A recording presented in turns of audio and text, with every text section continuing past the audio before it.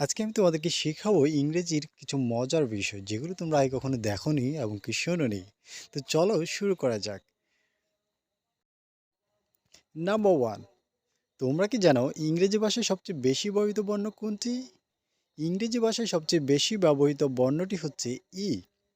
এটি ইংরেজি পুরো ভাষার 11% দখল করে আছে। চমৎকার না?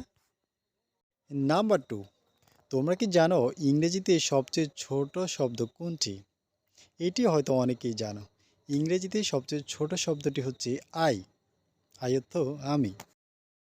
নাম্বার থ্রি, এবার আমরা জানব ইংরেজিতে সবচেয়ে ছোট সেন্টেন্স কোনটি? ইংরেজিতে সবচেয়ে ছোট সেন্টেন্সটি হচ্ছে গো। নাম্বার ফোর, এবার একটা চমৎকার প্রশ্ন তোমাদের সামনে দিচ্ছি। তোমরা তো জানো বাংলা ভাষার গাইডলাইনের জন্য বাংলা একাডেমি রয়েছে, এভাবে ফ্রান্সের ভাষার গাইডলাইনের জন্য ফ্রান্সেরও একাডেমি রয়েছে। কিন্তু তোমরা কি জানো ইংরেজি ভাষাকে গাইডলাইন করার জন্য কোনো সংস্থা বা অর্গানাইজেশন কি রয়েছে? উত্তর হচ্ছে না। ইংরেজি ভাষা গাইডলাইন করার জন্য কোনো সংস্থা নেই, কোনো একাডেমি নেই, কোনো গাইডলাইন। নাম্বার ফাইভ, এবার জেনে নাও ইংরেজিতে সবচেয়ে বেশি ব্যবহৃত নাউন কোনটি?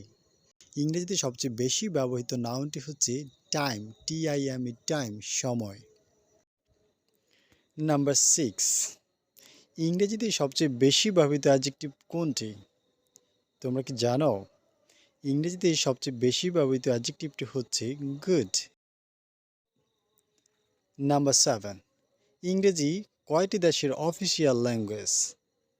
উত্তর হচ্ছে 67টি দেশের অফিসিয়াল ল্যাঙ্গুয়েজ হচ্ছে ইংরেজি।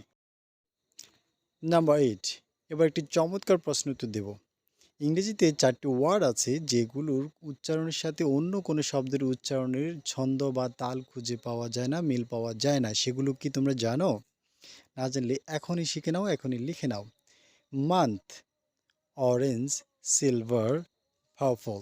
এই 4টি শব্দের উচ্চারণের সাথে আর অন্য কোনো শব্দের রিদম বা ছন্দ তাল মিলে না। তোমরা এটা বাসায় চেক করে দেখবে।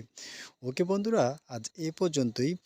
অন্য একটি ভিডিওতে আরও কিছু চমৎকার এবং কি আকর্ষণীয় বিষয় নিয়ে তোমাদের সামনে হাজির হবো। সে পর্যন্ত আল্লাহ হাফিজ।